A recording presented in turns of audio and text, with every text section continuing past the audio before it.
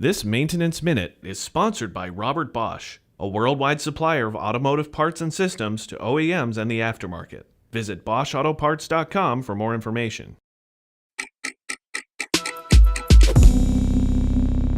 Andrew Markel, Underhood Service, and today I have 3 tips when replacing high-pressure fuel pumps on gasoline direct injection engines. Tip number 1, some stuff cannot be reused. Torque-to-yield bolts that hold the fuel pump to either the engine head or valve cover, those can only be used once on some engines. This is mainly General Motors, because once they're stretched out, they just can't keep the pump on the surface. Also, some fuel lines for the high-pressure side, once you crack that fitting and the ball and the socket itself, they cannot be resealed simply because it's 3,000 psi, and you're going to need to get a brand new line that has a brand new ball and seat that hasn't been seated before. Tip number 2, look at the camshaft.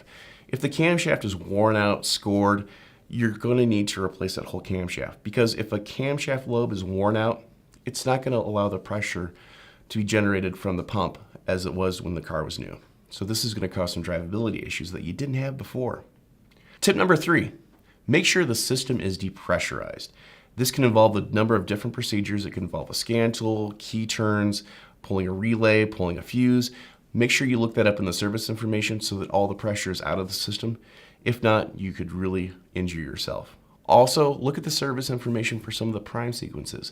So you get the pump replaced, you need to make sure that that fuel pump has fuel in it, which acts as a lubricant before the engine is turning over and running.